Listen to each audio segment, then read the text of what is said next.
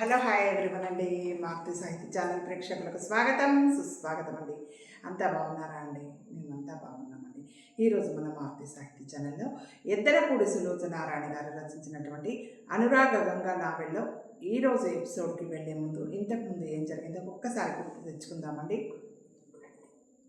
అయితే మన ప్రీతి డైవర్స్ కోసం నిర్ణయించుకోవడం, ఆ ఫామ్స్ అన్ని తెచ్చి మన తర్వాత శరత్చంద్ర సంతకం కోసం పెట్టించామని తండ్రికి చెప్పడం, తను మదర్ తెరీసా ఆధ్వర్యంలో నడుస్తున్న సేవా కేంద్రంలో అక్కడ వాళ్ళకు వృద్ధులకు సేవలు చేయడానికి నిర్ణయించుకోవడం, తను అటు వెళ్ళిన తర్వాత శరత్చంద్ర రావడం, మరి మహీధర్ రావు గారు శరత్చంద్ర మాట్లాడుకోవడం, ఆ మాట్లాడినటువంటి సందర్భంలో శరత్చంద్ర ఆ డైవర్స్ పేపర్స్ మీద సంతకాలు పెట్టడానికి నిరాకరించడం, తనకు డైవర్స్ తీసుకోవడం ఇష్టం ఉన్నట్టయితే మీరు పెట్టకపోతే తనని ఇబ్బంది పెట్టినట్టు అవుతుంది కదా అని మహీధర్ రావు గారు చెప్పడము, వయసులో నాకంటే పెద్ద వ్యక్తి, అనుభవం ఉన్నటువంటి వ్యక్తి కాబట్టి ఆ విషయం కూడా కరెక్టే అనుకుని మరి శరత్చంద్ర ఆ డైవర్స్ పేపర్స్ మీద సంతకాలు పెట్టడం, దానితో పాటుగా తన మనసులో ఉన్నటువంటి ఆలోచనలు, జరిగిన పరిస్థితులు, ఎదురైన పరిణామాలను అన్నిటినీ దృష్టిలో పెట్టుకొని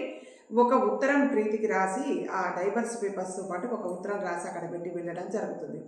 అది చూసినటువంటి ప్రీతికి మొదటిసారి చదవడం అవసరమా, నేను ఏమి చదివినా తన మీద అభిప్రాయం అనేది ఏం మారదు కదా అని అనుకోవడం, మొదలు దాచేసుకొని వెళ్ళడం, తర్వాత భోజనం చేసి వచ్చిన తర్వాత పడుకోబోయే ముందు ఇట్లా చూసేసరికి ఆ పేపర్ మీద దయచేసి దీన్ని చించొద్దు, చదివి ఆ విషయాలు తెలుసుకోండి అని రాయడం, చదవడానికి సిద్ధపడింది ప్రీతి. ఆ ఉత్తరంలో ఏముందో చూద్దామండి ఈరోజు ఎపిసోడ్లో. అందులో ఇలా రాసి ఉంది, శరత్చంద్ర రాసిన ఉత్తరం ప్రీతికి. ఆ ఉత్తరంలో ఇలా రాసి ఉంది: ప్రీతి, నేను నిన్ను క్షమార్పణ కోరటం, బ్రతిమిలాడటం అనేది అసలే చేయటం లేదు. సిఫార్సులతో కాపురాలు నిలబడవు అని నువ్వంటే, ఎవరినైనా మనం నన్ను అర్థం చేసుకోండి అని అర్థిస్తే అర్థం చేసుకుంటారు అనేది నేను అసలే నమ్మను. నా వల్ల ఒక పొరపాటు జరిగింది, దానివల్ల నీకు తీరని బాధ కలిగింది, దానికి నేను సంజాయిషి ఇచ్చుకోవాల్సిన బాధ్యత నాకుంది. వినటం నీ ధర్మం.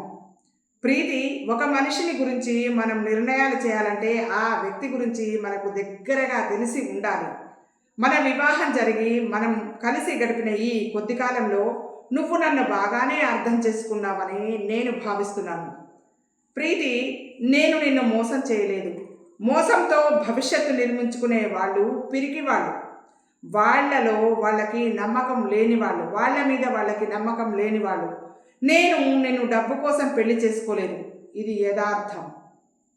ఒకరి డబ్బు కోసం ఎవరు ఆశిస్తారంటే తనకి తానుగా డబ్బు సంపాదించుకోలేని వాళ్ళు, అసమర్థులు. అలాంటి వాళ్ళు వేరే వాళ్ళ డబ్బు కావాలని ఆశిస్తారు. నేను ఆ కోవకు చెందిన వాడిని కాదని నీకు పూర్తిగా తెలుసు. ఇక్కడ నీకు నేను ఒక సంఘటన చెప్పి తీరాలి. నేను ఈ ఊరు వచ్చిన కొత్తలో బేగం సుస్రత్ చెల్లెలి కూతురు ఫాతిమా అనే అమ్మాయి ఉంది. ఆ అమ్మాయికి తల్లి తప్ప ఎవ్వరూ లేరు. చాలా ఆస్తి ఉంది. పాలరాతి బొమ్మ లాంటి సౌందర్యం ఉంది. చదువుకున్న అమ్మాయి ఫాతిమా. బేగం సుస్రత్ ఇంటికి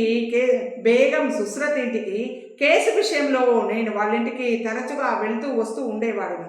ఫాతిమా సుస్రత్ ఉన్నప్పుడు మాతో కూర్చొని మాట్లాడేది. ఆమె లేనప్పుడు కూడా నన్ను కూర్చోబెట్టి టీ ఇచ్చేది. ఫాతిమా నేను కలిసి సినిమాలకు కూడా వెళ్ళేవాళ్ళం. ఒకరోజు బేగం సుస్రత్ నన్ను ముఖ్యమైన విషయం మాట్లాడాలి, ఇంటికి రమ్మనమని ఫోన్ చేసి చెప్పింది. నేను వెళ్ళాను. బేగం సుస్రత్ ఫాతిమా విషయం చెప్పింది. ఫాతిమాకి నేనంటే ఇష్టమట. నా మనసు తెలుసుకోమని, నాకు అభ్యంతరం లేకపోతే ఫాతిమా నన్ను పెళ్లి చేసుకుంటానని చెప్పిందట. నేను దిగ్భ్రాంతికి గురయ్యాను, అంటే ఆశ్చర్యానికి గురయ్యాను. ఎందుకంటే ఫాతిమాని నేనెప్పుడూ ఆ దృష్టితో చూడలేదు. నేను చాలా తికమక పడ్డాను. ఆవిడ ఫాతిమా గురించి చెప్పింది. తల్లి తప్ప ఎవ్వరూ లేరు, ఆస్తి చాలా ఉంది, ఫాతిమాని జాగ్రత్తగా చూసుకునే వాళ్ళు కావాలి.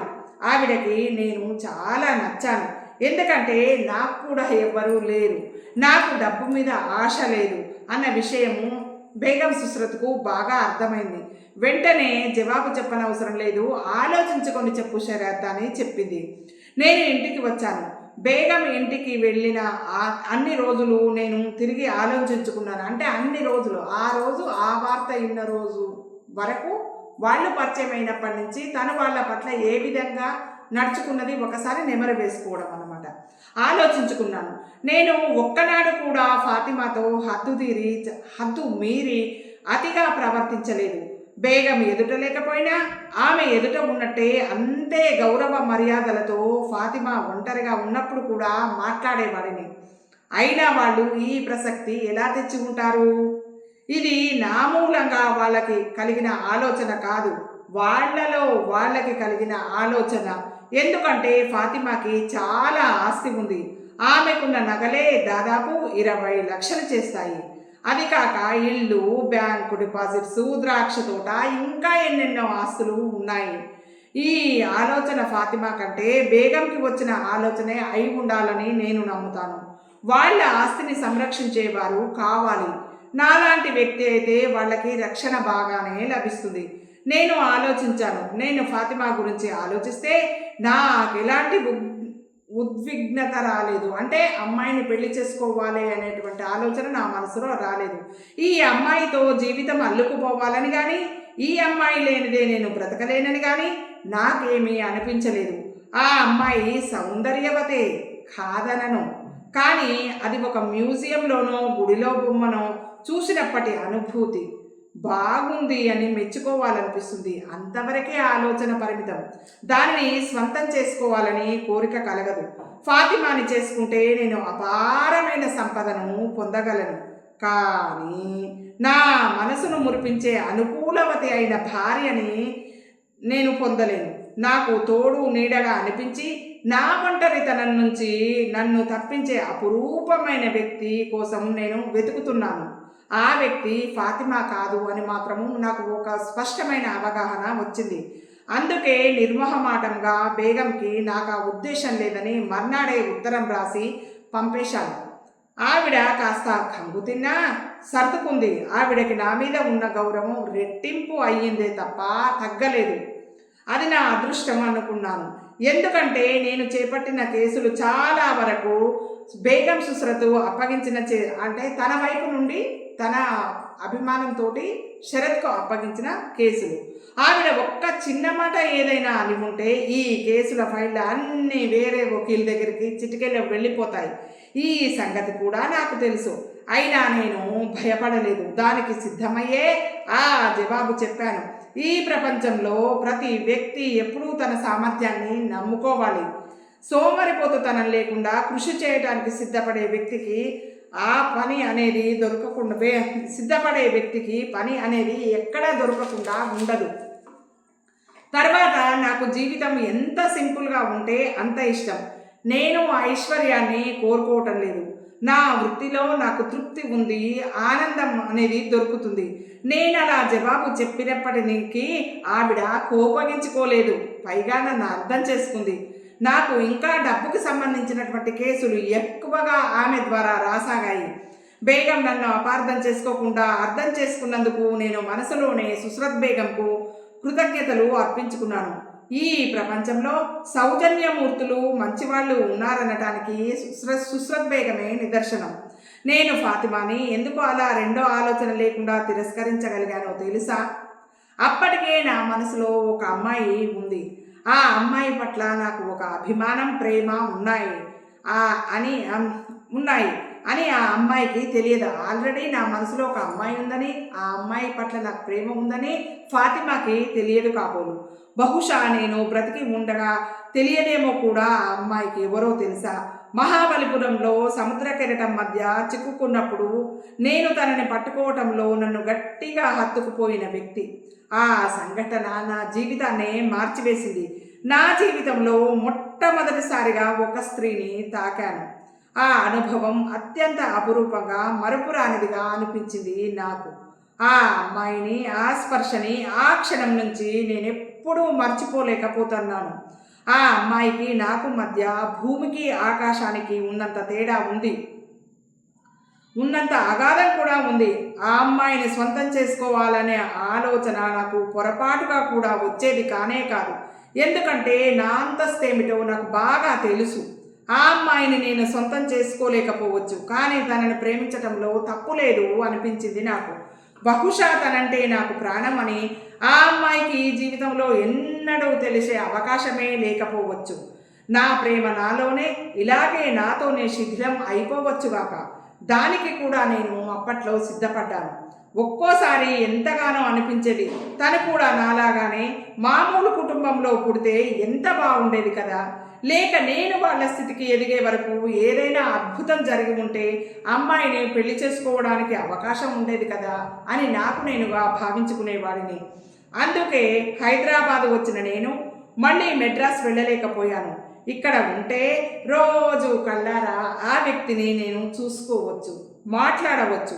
నేను ఆ వ్యక్తిని పెళ్లి చేసుకోకపోయినా పర్వాలేదు, తన జీవితంలో ఒక ఆత్మీయుడిగా, ఒక స్నేహితుడిగా మాత్రమైనా ఉండిపోవచ్చు అని నేను అనుకున్నాను. తను అంటే నాకు ఇష్టం, అంతే. దానికి ప్రతిఫలం నేను ఆ జన్మాంతం ఇలాగే బ్రహ్మచారిగా ఉండిపోవాలని అనుకున్నాను. ఆ రకంగా అయితే నా జీవితం ఒక విధంగా ఆ అమ్మాయికి అర్పించినట్లే అవుతుంది కదా అని నేను భావించాను.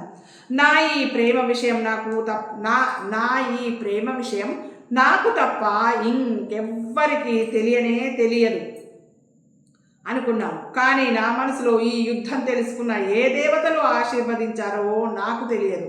కానీ ఒకరోజున హఠాత్తుగా పినాకపాణి గారు వచ్చి, నువ్వు ప్రీతిని పెళ్లి చేసుకుంటావా అని అడిగారు. ఆ మాట వినగానే నేను దిగ్భ్రాంతి చెందాను. ఆ క్షణంలో నేను ఎలా అయ్యానో అదంతా పెళ్లికి ముందు నీకు ఉత్తరంలో వ్రాశాను. ప్రీతి, నేను వ్రాసిన ఆ ఉత్తరాన్ని నువ్వు అర్థం చేసుకున్నావు, మన పెళ్లికి ఒప్పుకున్నావు. ఆ రోజు నీ పుట్టినరోజు 2 విధాలుగా నా జీవితంలో మరపురాని రోజు అయింది. ఒకటి, నువ్వు నాతో పెళ్లికి ఒప్పుకున్నావు. ఇది నేను కలలో కూడా ఊహించడానికి కూడా ధైర్యం చేయని విషయం. రెండోది, అదే రోజు రాత్రి నాకు ఒక తండ్రి ఉన్నాడని, అతను హంతకుడని, జైలు నుంచి విడుదల అయి వచ్చాడని తెలిసింది. ప్రీతి, నేను నీ మీద ప్రమాణం చేసి చెప్తున్నాను, ఆ రోజు వరకు నాకు తండ్రి అనేవాడు ఈ భూమి మీద బ్రతికే ఉన్నాడు అనే విషయం తెలియదు. నాకు చాలా చిన్నప్పుడు 8 సంవత్సరాలు కూడా ఉన్నాయో లేదో వాళ్ళ ముఖాలు సరిగ్గా నాకు గుర్తులేవు. ఆ ఇల్లు 2 గదులు, ఒక వరండా. ఆ వరండాలో నేను ఆడుకునేవాడిని. ఆ ఇల్లు ఎక్కడ ఉందో కూడా నాకు ఇప్పుడు సరిగ్గా గుర్తుకు రావడం లేదు. ఒకరోజు తాగి వచ్చిన ఒక వ్యక్తి ఒక ఆమెని జుట్టు పట్టి కొట్టడం, కింద పడేసి కాలితో డొక్క మీద తన్నటం నాకు బాగా గుర్తు. ఆ వ్యక్తి కేకలకి నేను హడలిపోయాను. మంచం వెనక్కిపోయి దాక్కున్నాను. ఆ రాత్రంతా నిద్ర రాలేదు. తెల్లవారుతుండగా నేను మెల్లగా తలుపు తీసి ఇంట్లోంచి పారిపోయి వచ్చాను. ప్రక్క వీధిలో మా బంధువులు ఉన్నారు. నేను అక్కడ ఉన్నాను. నన్ను వాళ్ళు ఇంటికి వెళ్ళిపోమనలేదు, వాళ్ళ ఇంటికి వెళ్ళిపోమనలేదు. అక్కడి నుంచి ఏదో ఊరు పంపారు. ఆ తర్వాత అక్కడ ఉండలేక మళ్ళీ తిరిగి పారిపోయి వచ్చాను. తర్వాత వాళ్ళింట్లోనే ఉన్నాను. కొద్ది రోజులు ఎక్కడైనా ఉండాలని వెళ్ళేవాడిని. కానీ ఏ ఇంటికి వెళ్ళినా వాళ్ళ తిట్లు, అదిలింపులు నా మనసుని గాయపరిచేవి. ఒకసారి ఒకళ్ళ ఇంట్లో ఆ రోజంతా వాళ్ళ ఇంటి తలుపులకి రంగు వేయమంటే వేశాను. ఆ మధ్యాహ్నానికి ఆవిడ అన్నం కంచంలో పడేస్తూ తిండికి మాత్రం బాగా తయారు అంది. నాకు ఆ మాట చాలా కష్టం కలిగించింది. నేను ఒళ్ళు దాచుకోకుండా శ్రమకి ఓర్చుకుని ఇంత పని చేశాను. అయినా ఆవిడ నన్ను తిడుతోంది. ఆ రోజు నుంచి ఇక ఎవరి ఇంట్లోనూ అన్నం తినకూడదని నాలో నేనే శపథం చేసుకున్నాను. ఆ రోజు మొదలు నేను తినలేదు. నేను ఎవరికి ఏ పని చేసినా డబ్బులు అడిగేవాడిని. లేని రోజున పస్తులు పడుకునేవాడిని. నాకు ఒక ఇల్లు అనేది లేదు, నా అనేవాళ్ళు అసలు లేనే లేరు. ఈ 2 సంపాదించుకోవాలి అనిపిస్తూ ఉండేది. పినాకపాణి గారి దగ్గరికి వచ్చిన తర్వాత నా జీవితానికి ఒక స్థిరత్వం అనేది సంతరించుకుంది. దమయంతి ఆంటీ చాలా ఉత్తమురాలు. వాళ్ళింట్లోనే నేను భోజనం చేసేవాడిని. ప్రీతి, నేను చిన్నప్పుడు డబ్బు లేక, నా అనేవాళ్ళు లేక ఎన్ని కష్టాలు పడ్డానో ఆ కష్టాలు పగవాడికి కూడా రావద్దు. మా నాన్న నా గురించి పట్టించుకోలేదు. ఆయన విలాసంగా తిరిగేవాడు. ఆడవాళ్ళు, జూదం, తాగుడు, వీటికే ఆయన జీవితాన్ని అంకితం చేసేసుకున్నాడు. ఒక్కరోజున నా గురించి కూడా ఆయన ఎప్పుడూ వాకబు చేయలేదు, తెలుసుకోలేదు. నేను ఎలా పెరిగానో ఆయనకి అవసరమే లేకుండా పోయింది. ఈరోజు హఠాత్తుగా ఆయనకి నా ఉనికి తెలిసేసరికి నా మీద ప్రేమ ముంచుకొని వచ్చింది. ఇన్నేళ్లలో ఆయన రవ్వంత కూడా అప్పటికి ఇప్పటికీ వయసు పెరిగింది, కానీ ఆ వ్యక్తి మారనే లేదు. ఆయన ప్రేమ నా మీద కాదు, నేను సంపాదిస్తున్న డబ్బు మీద. ఆయనకి కావాల్సింది నేను కాదు, నా పరువు ప్రతిష్టలు. ఇప్పుడు కూడా ఆయన ఇన్నాళ్ళకి నన్ను చూసినందుకు ఆనందంతో చెలించిపోవటం లేదు. నాకు డబ్బుంది, దానిని తండ్రిగా అధికారికంగా ఉపయోగించుకోవాలని చూస్తున్నాడు. ఆయన వ్యభిచారి, అబద్ధాల కోరు. ఒక రాజకీయ చదరంగంలో ఒక మినిస్టర్ని హత్య చేసి వాళ్ళ చేత విడిపించబడ్డాడు. ఆయన పేరు చెబితే అందరూ అసహ్యించుకుంటారు. ఈ వివరాలన్నీ నాకు తెలిసిపోయినాయి. ఆ రాత్రి ఆయన నా దగ్గరికి వచ్చాడు. నేను ఆయనని తిరస్కరించాను. నువ్వు నాకు తండ్రివి కాదన్నాను. మర్నాడు సాయంత్రం పినాకపాణి గారిని వెంట తీసుకుని వచ్చాడు. ఆయన దగ్గర కొన్ని కాగితాలు ఉన్నాయి. ఆయన నా తండ్రే, అందులో సందేహం లేదు. నాకు కాస్త డబ్బు పడేస్తే నేనెక్కడో పడి ఉంటాను, నీ తండ్రిని చెప్పి నీ పరుగు తీయను అని వెకిలిగా నవ్వుతూ అన్నాడు. ఆ క్షణంలో నాకు నిజంగా ఆయనని మెడపట్టి గెంటివేయాలన్నంత ఆవేశం వచ్చింది ప్రీతి. ఆయన నిజంగా పశ్చాత్తాప పడి ఉంటే, నన్ను కొడుకుగా చూసి ఆనందించి ఉంటే తప్పకుండా నేను ఆయనను స్వీకరించి ఉండేవాడిని. ఆయనతో మాట్లాడిన 10 నిమిషాల్లో ఆయన వ్యక్తిత్వం ఏమిటో నాకు తెలిసిపోయింది. కొంతమందికి డబ్బు మీద విపరీతమైన వ్యామోహం ఉంటుంది. డబ్బు కోసం ఏదైనా చేస్తారు. ఈ డబ్బు కోసం సోదరులని, తల్లిని అవలీలగా చంపేస్తారు. దేశక్షేమాన్ని శత్రుదేశం వాళ్ళకి నిస్సంకోచంగా అమ్మేస్తారు. వేషాలు మారుస్తారు. డబ్బే వాళ్ళకి దైవం, డబ్బే సర్వస్వం. డబ్బు తప్ప వీళ్ళకు ఇంకా దేనిని ప్రేమించడం తెలియదు. జగన్నాథం అంటూ వచ్చిన ఆ వ్యక్తి నాకు తండ్రే. ఆయన తండ్రిగా నా మీద ఆప్యాయత ఒలకబోయడానికి మాత్రం అస్సలే రాలేదు. నన్ను బ్లాక్మెయిల్ చేయడానికి మాత్రమే వచ్చాడు. ఆయన అన్నమాట ఏమిటో తెలుసా? నేనెవరో తెలిస్తే నీకు ఆ ప్రీతికి వివాహం జరగనే జరగదు అన్నాడు. ఆ మహీధర్ రావు గారు నిన్ను వాకిట్లోకి కూడా రానియడు అన్నాడు. అందుకని ఈ రహస్యం నేను ఎవ్వరికీ చెప్పను. నువ్వు బాగానే సంపాదిస్తున్నావుగా, కాస్త నాకేదో పడే. నేను తండ్రిగా ఉంటే నీ దగ్గర ఉండి తిననా ఏంటి అన్నాడు. జగన్నాథంగా వచ్చిన ఆ వ్యక్తికి ప్రేమానుబంధాలు అనేవి తెలియవు. చివరికి కొన్ని సంవత్సరాల తర్వాత కనిపించిన కొడుకుని కూడా బ్లాక్మెయిల్ చేసి డబ్బు లాగాలని అనుకోగలడు. ఆయన బ్రతికే బ్లాక్మెయిలింగ్. దానికి కన్న కొడుకు అనే విచక్షణ, వేరే వాళ్ళు అనే విచక్షణ మధ్య అందరినీ ఒకేలాగా బ్లాక్మెయిల్ చేయగల సమర్థత ఆయనకుంది. ఈయన నా తండ్రే, ఎంత సంతోషం! ఆయన నన్ను ఆ మాటలు వినగానే నేను రెచ్చిపోయాను. నోరు మూసుకొని వెళ్ళమన్నాను. ఇష్టం వచ్చింది చేసుకోమన్నాను. ఒక హంతకుడు నా తండ్రి అయితే లోకం ఏదైనా అంటే నేను లక్ష్య పెట్టేంత భీరుగుని, అంటే పిరికివాడిని కాను అన్నాను. నాకేం భయం లేదు అన్నాను. సిగ్గు అసలే పడను అని అన్నాను. ఒక్క పైసా ఇవ్వనని తక్షణం నా గదిలోంచి వెళ్ళమని అరిచాను. మహీధర్ రావు గారికి ఈ విషయం తెలిసినా నాకేం భయం లేదని చెప్పాను. ప్రీతికి నేనే స్వయంగా ఈ విషయం చెప్తానని కూడా అన్నాను. ప్రీతి వ్యక్తిగా నన్ను గౌరవించి ఎన్నిక చేసుకుంటుందో, లేక నా తండ్రి చరిత్ర చూసి నన్ను తిరస్కరిస్తుందో అదంతా తన ఇష్టమని ఆ రోజు నేను అన్నాను. ఆవేశంతో అరుస్తున్న నన్ను పినాకపాణి గారు శాంతించమని చెప్పారు. నేను మాట్లాడతానులే అని జగన్నాథాన్ని తీసుకొని అక్కడి నుంచి వెళ్ళిపోయారు. నేను ఆవేశంతో ఉక్కిరిబిక్కిరి అవుతున్నట్టుగా అక్కడ కూర్చున్నాను. ఈరోజు నేనెంతో సంతోషంగా ఉండాల్సింది. నా మనసు పాల సముద్రంలా పరవళ్ళు త్రొక్కుతోంది. నన్ను పెళ్లి చేసుకోవడానికి ప్రీతి అంగీకరించింది. నా ఆనందం నా మనసుని అమృతపు భాండంగా మార్చేసింది. ఈరోజు నా జీవితంలో మరపురాని మధురాతి మధురమైన రోజు. నాకు బుద్ధి తెలిసిన తర్వాత ఇంత ఆనందం అనేది నేను ఎప్పుడూ పొందలేదు. నేను పవిత్రంగా అనిర్వచనీయమైన అనుభూతిగా భావిస్తున్న ఈ అమృత ఘడియలో ఈ జగన్నాథం నా జీవితంలోకి వచ్చాడు. నా మనసులో పొంగి పొర్లుతున్న అమృతపు పొంగులో విషపు కుండ కుమ్మరిచ్చాడు. నేను పొందాల్సిన ఆనందం అంతా ఒక భయంగా మార్చేశాడు. నా తండ్రి బ్రతికి ఉన్నాడా? నాకెవ్వరూ లేరని ప్రీతికి చెప్పాను. ప్రీతి నా మాట నమ్ముతుందా? ఈ విషయము నీకు చెప్పడానికి నిశ్చయం చేసుకున్నాను. ఇది నాకే కాదు, ప్రీతికి కూడా అగ్ని పరీక్షే అవుతుంది. తను నన్నుగా చూసి విలువ ఇస్తుందా లేదా తేలిపోతుంది అనుకున్నాను. నా ఈ నిర్ణయం పినాకపాణి గారికి చెప్పాను. ఆయన నన్ను ఆవేశపడవద్దని అన్నారు. పెళ్లి అయిన తర్వాత మెల్లగా తానే ప్రీతికి మహీధర్ రావు గారికి చెబుతానని చెప్పారు నాతో. అదొక పెద్ద విషయం కాదన్నారు. దీనికి వాళ్ళు విలువ కూడా ఇవ్వరని పినాకపాణి గారు నాతో అన్నారు. పెళ్లికి ముందు చెబితే అనవసరమైన అనుమానాలకి తావు కలుగుతుందని చెప్పారు పినాకపాణి గారు. ఆయన మాటలు నా ధైర్యాన్ని, తెగింపుని సడలింపచేశాయి. నా మనసు కూడా ఆయన ఆలోచన ధోరణి వెంటే పరిగెత్తసాగింది. ఈ విషయం చెప్పేస్తే నిన్ను పోగొట్టుకుంటానేమో వెరపు, అపనమ్మకం క్రమంగా నా ధైర్యాన్ని హరించసాగాయి. నా జీవితంలో నీ రాక, నీ పరిచయం, నీతో పెళ్ళి ఒకానొక అపూర్వమైన సంఘటనలు. ఇది నా అదృష్టం. నా ఈ అదృష్టాన్ని నుంచి ఈ తండ్రి అనే వ్యక్తి వచ్చి వంచడం కేవలం దురదృష్టమే అవుతుంది. ఆయన పోనీ అమాయకుడు, మంచివాడు, అన్యాయంగా నిందమోపి జైలుకు వెళ్ళినవాడైతే నేను గుండెల్లో పెట్టుకుని దాచుకునేవాడినేమో ప్రీతి. ఆయన తోడేలు వంటి మనిషి. నక్కచిత్తులు ఆయనకి వెన్నతో పెట్టిన విద్య. ఈ మనిషి చిన్నప్పుడు నా భవిష్యత్తుకి ఆధారం లేకుండా చిన్న భిన్నం చేశాడు నా జీవితాన్ని. నేను అన్ని కష్టాలకి ఓర్చుకుని ఎంతో శ్రమపడి ఈ సంఘంలో ఒక స్థానం సంపాదించుకున్నాను. నాది అనే ఒక జీవితం ఏర్పాటు చేసుకున్నాను.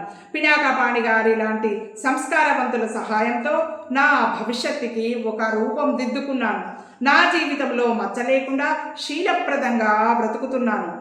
వాటి కుక్కటి వేళ్లు తెంచడానికి, సమూలంగా సర్వనాశనం చేయడానికి ఈయన జగన్నాథం అని నా తండ్రి అనబడే ఈ వ్యక్తి వచ్చాడు మళ్ళీ. ఆయనకి నా డబ్బు మీద ఆశ తప్ప నా మీద వాత్సల్యం లేదు ప్రీతి. నేనేమైపోయినా ఆయనకు అవసరం లేదు. నన్ను బెదిరిస్తే డబ్బు దొరుకుతుంది అంతే. అలాంటి కఠినుడికి కొడుకుగా పుట్టిన నేను ఎంతో దురదృష్టవంతుడిని. ఆ రోజు తర్వాత ఆయన నాకు కనిపించలేదు. పినాకపాణి గారు ఏదో బెదిరించి ఉంటారు అనుకున్నాను. కానీ ఆయన బెదిరించడంతో పాటు అప్పటికి ఆయనకు నోరు మూయించడానికి కొంత డబ్బు కూడా ఇచ్చారు. ఆ విషయం నాకు అప్పుడు తెలియదు. తెలిసి ఉంటే నేను ఏ మాత్రం ఒప్పుకునేవాడిని కాదు. మన పెళ్ళి అయింది ప్రీతి. నా జీవితంలో సుఖం అంటే ఏమిటో తెలిసింది నీవు వచ్చిన తర్వాతనే. సుఖమంటే ఏమిటో తెలిసింది నీవు వచ్చిన తర్వాతనే. అంతకుముందు నేను బ్రతికింది బ్రతికే కాదు అనిపించింది నాకు. ఈ ప్రపంచంలో ఏ మనిషి అయినా ఏకాకిగా బ్రతకటం కంటే ఘోరమైన దురదృష్టం ఇంకేది లేదేమో. నీవు వచ్చిన తర్వాత నా ఒంటరితనం అంతా పోయింది. నా జీవితం సుమసౌరభంలా ప్రేమతో, లాలింపుతో ఉబాళించింది. నువ్వు నా జీవితంలోకి వస్తూ ఆనందాన్ని, ఆత్మీయతని, సౌఖ్యాన్ని, సుఖశాంతులని మూటకట్టుకుని వచ్చావు. వాటిని నా జీవిత ప్రాంగణం అంతా నింపేశావు. నా జీవితానికి లోటు అనేది లేకుండా పోయింది. నేను చాలా అదృష్టవంతుడిని అనుకున్నాను. నా అదృష్టం అంటే నీవే అని నేను భావించాను. మనం సుఖంగా ఉంటున్నాము. నాకు అప్పుడప్పుడు నా ఈ తండ్రి విషయం మనసులో మెదులుతూనే ఉండేది. నీ నుంచి ఒకానొక మహారహస్యం దాచినంత బాధగా నాకు అనిపించేది. ఎప్పటికప్పుడు చెప్పాలనే అనుకునేవాడిని. నీకు చెప్పాలని ఎంత అనిపించేదో మళ్ళీ నోరు విప్పించడానికి అంత భయం వేసేది నాకు. నేను పెళ్లికి ముందే ఈ విషయం తెలియజేయాల్సింది. అప్పుడే ధైర్యం ఉండేదేమో. ఇప్పుడు నీతో కలిసి ఈ జీవితం పంచుకున్న తర్వాత ఈ విషయం మన మధ్య ఆఘాతం సృష్టిస్తే నువ్వు నన్ను అర్థం చేసుకోలేకపోతే అని నేను తికమక పడ్డాను. ఎట్టి పరిస్థితుల్లోనూ నేను నిన్ను వదిలి ఉండలేను ప్రీతి. నీకు తెలియదా? నువ్వు నా జీవితానికి ఆయువు పట్టువి అయిపోయావు. నీ చల్లటి మాటలతో, నీ ప్రేమతో నన్ను నీ బానిసను చేసేసుకున్నావు. నిన్ను వదిలి నేను ఉండలేను. ఎప్పటికప్పుడు చెబుదామా వద్దా అన్న సందిగ్ధంలో నేనుండగా ఇంతలో వసంత జీవితం అలా ముగిసింది. వాళ్ళు డబ్బు కోసం వసంతని అలా మోసం చేశారని, చివరికి హత్యకు కూడా పాల్పడ్డారని రుజువు అయ్యింది. ఆ వ్యధలో ఉన్న నీకు ఈ విషయం చెప్పి నిన్ను ఇంకా బాధ పెట్టలేకపోయాను. ఇంతలో ఆ జగన్నాథం మళ్ళీ తిరిగి వచ్చాడు. ఆయన ఒకచోట స్కూటర్ దొంగిలించిన నేరానికి జైలు పాలు అయ్యి మళ్ళా విడుదలయ్యి వచ్చాడు. ఈసారి అతనికి వినోద్ పరిచయం అయ్యాడు. వినోద్కి జగన్నాథం ఎవరో తెలిసిపోయింది. ఆయనని చేతిలో ఆయుధంగా పట్టుకొని నన్ను కాదంబరి కేసు నుంచి విరమించుకోమని ఒత్తిడి చేయసాగాడు వినోద్. ఒక ప్రక్క నేను వృత్తిరీత్యా చేయాల్సిన న్యాయం, మరో పక్క నువ్వు. ఇది నా జీవితానికి, వృత్తికి మధ్య పెద్ద ఘర్షణగా మారిపోయింది. ఆయన ఇంటికి రాసాగాడు. ఆయన నాకు తెలియనట్టు నటించటం మినహా నాకు గత్యంతరం లేకపోయింది. కానీ ఆయన నన్ను వదలలేదు. ఇంత డబ్బు ఉండి తనకి ఇవ్వటం లేదని, తనని అసహ్యించుకుంటున్నానని ఆయనకి నా మీద కసి. నేనేం చెయ్యను? ఇంతలో ఈ దారుణం నీ ముందు వెల్లడి కానే అయ్యింది. నీ ప్రవర్తన నేను ఊహించనిదేమీ కాదు. నీ ప్రవర్తనకి నేను బాధపడటం లేదు, కించిత్తు కూడా కోపగించుకోవడం లేదు ప్రీతి. నువ్వు పినాకపాణి గారితో ధైర్యంగా ఆ విషయం అతను చెప్పలేనప్పుడు ఇద్దరి మధ్య ఇంకా ఏం దగ్గరతనం అని ప్రశ్నించావట. ఇది నేను ఒప్పుకుంటున్నాను. నేను చెప్పలేకపోవడానికి కారణం సవివరంగా నీకు వివరించాను. ఈ పరిస్థితుల్లో నేను చెప్పలేకపోయాను. అంతకంటే ఇంకేం కారణం లేదు. నేను నీ డబ్బు ఆశించి ఈ పని చేశానని నువ్వంటే అది నువ్వు నన్ను హత్య చేయడానికి సిద్ధమైనంతగా నేను బాధపడతాను. ప్రీతి, నువ్వు పెళ్ళి అయిన ఇన్ని రోజుల్లో నాకు అత్యంత సన్నిహితంగా ఉండి నన్ను చూశావు. నేను చూస్తున్న కేసులు నీకు తెలుసు. నేను ఏనాడైనా డబ్బు మీద కాంక్షతో దేనికైనా రాజీ పడినట్టు కానీ కక్కుర్తి పడ్డట్టు కానీ నీకు అనిపించిందా? నువ్వు ఒక్కసారి ఆలోచించుకో ప్రీతి. ఇది చెప్పలేకపోవడానికి కారణం ఏమిటి అని నువ్వు నన్ను ప్రశ్నిస్తే నువ్వే కారణం అని నేను చెబుతాను. ఎందుకంటే నీకు విషయం తెలిస్తే నువ్వు నాకు దూరం అవుతావేమోననే భయం. నిన్ను పోగొట్టుకోలేని నేను బాధపడే ప్రీతి, వ్యక్తిత్వం తెలివితేటలు గల భార్యతో జీవితం చాలా సుఖంగా ఆనందంగా ఉంటుంది. కానీ ఇలాంటి పరీక్షలు వస్తే చాలా కష్టంగా కూడా ఉంటుంది. ప్రీతి, ఈ ఉత్తరం ముగించే ముందు నేను నిన్ను ఒకటి సూటిగా అడుగుతున్నాను. నేను నీ నుంచి దాచానని దెబ్బలాడుతున్నావు. మనిద్దరి మధ్య ఇంకా అవగాహన ఏముంది అని నిలదీస్తున్నావు. నిజమే, నేను ఒప్పుకుంటున్నాను. ఇద్దరు వ్యక్తులు మనసా వాచా దగ్గరైతే వారిద్దరి మధ్య దాపరికాలు కూడా ఉండకూడదు. ఇది నేను కూడా ఒప్పుకుంటున్నాను. కానీ ఆ ఇద్దరి వ్యక్తుల్లో ఒకరు ఏదైనా విషయం ఉంటే అది చెప్పి అత్యంత ప్రియమైన వారిని బాధ పెట్టే కంటే ఊరుకోవటం ఉత్తమం అని భావిస్తే అది వారి తప్ప? అది కపట నాటకం అవుతుందా? ఆ ఒక్క సంఘటన తప్ప ఆ వ్యక్తి అంతక్రితం కనపరిచిన వ్యక్తిత్వానికి విలువ లేనట్టేనా ప్రీతి? మనం ఎవరినైనా నిండు మనసుతో ప్రేమిస్తే వారిని క్షమించలేకపోవడం మనం వారి పట్ల చేసే అన్యాయం కాదా? నువ్వు నన్ను క్షమించలేను అంటే నీకు నాకంటే నీ కుటుంబ గౌరవ ప్రతిష్టలే ముఖ్యం అన్నమాటేగా. నేను నీ వంశ గౌరవాన్ని కించపరిస్తే నన్ను నిలదీయటం, నా నుంచి విడిపోవటం ఎంతో న్యాయం. కానీ నా తండ్రి హంతకుడు అవటం నేను చేసిన తప్పు కాదు కదా ప్రీతి. ఇది ఆయన చేసిన తప్పుకి నువ్వు నాకు శిక్ష వేస్తున్నట్టు అవుతుంది కదా ప్రీతి. ఒక్కసారి నీ వైపు నుంచి కాకుండా నా వైపు నుంచి ఈ విషయాన్ని ఒక్కసారి ఆలోచించు. అప్పుడు నీ మనోతులాదండంలో నన్ను తులాభారం వేయి. నీకు వచ్చిన సమాధానాన్ని బట్టి ఈ విడాకులు ఇవ్వటమా మానటమా నువ్వే నిర్ణయం చేసుకో. నిన్ను బాధ పెట్టకూడదని, నువ్వు కోరినట్టే చెయ్యాలని నేను ఈ కాగితాల మీద సంతకం పెట్టాను. నువ్వు దూరంగా ఉన్నా నాదానివే.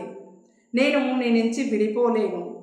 నిన్ను ఇంత బాధకి గురిచేసినందుకు మాత్రం నిజంగా నేను సిగ్గుపడుతున్నాను ప్రీతి. నువ్వు నాకు అమృతం లాంటి జీవితం ప్రసాదించావు. నేను ఫలితంగా నిన్ను ఇంత బాధ పెట్టాను. ఈ విషయం గుర్తుకు వస్తే మాత్రం నన్ను నేను పొడుచుకోవాలని అనిపిస్తుంది.